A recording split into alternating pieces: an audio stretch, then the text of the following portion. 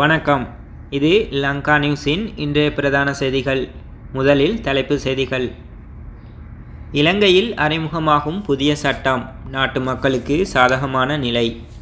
அரசாங்கம் வழங்கிய மதுபான அனுமதி பத்திரங்கள் ரத்து செய்யப்படும், சஜித் பிரேமதாச தெரிவிப்பு. யாழிலிருந்து சிவனொளி பாதமலைக்கு தலயாத்திரை ஆரம்பம்.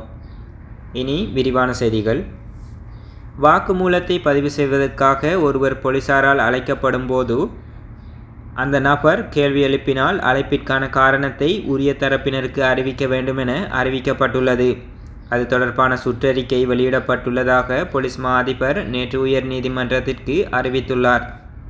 சமூக ஊடகங்களில் வெளியிடப்பட்ட தகவல்கள் தொடர்பில் வாக்குமூலம் வழங்க வருமாறு குற்றப்புலனாய்வு திணைக்களத்தினால் விடுவிக்கப்பட்ட அறிவித்தலுக்கு எதிராக எரிசக்தி துறையின் நிபுணரான விதுல ரலபனாவினால் அடிப்படை உரிமை மனு தாக்கல் செய்யப்பட்டுள்ளது. இந்த மனு 3 அடங்கிய நீதிபதிகள் முன்னிலையில் விசாரணைக்கு எடுத்துக்கொள்ளப்பட்டது. விஜித் மலல்கொட, ஷிரான் குணரத்ன மற்றும் அர்ஜுன உபேசேகர் ஆகியோர் அடங்கிய உயர் நீதிமன்ற அமர்வு நேற்று போலீஸ் மா அதிபர் சார்பில் ஆஜரான சிரேஷ்ட சட்டத்தரணி சமிந்த விக்ரம இந்த அறிவிப்பை விடுத்துள்ளார். அதற்கமைய ஜூன் 24 மனுவை திரும்பப் பெற உத்தரவிட்ட நீதிபதி அன்றைய தினம் இந்த நடவடிக்கைகளின் முன்னேற்றம் குறித்து கட்சியினருக்கு தெரிவிக்க உத்தரவிட்டுள்ளார்.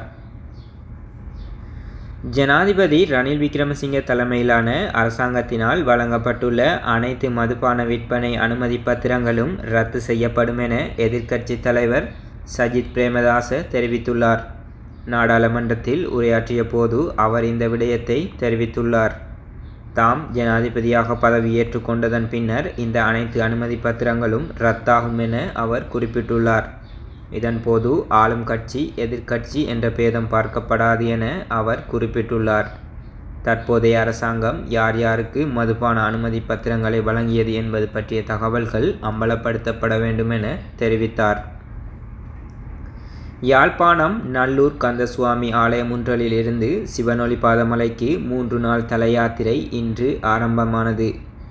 நல்லூர் கந்தசுவாமி கோவிலில் இன்றைய தினம் வெள்ளிக்கிழமை காலை வழிபட்ட பின்னர் பக்தர்களால் யாத்திரை ஆரம்பிக்கப்பட்டது.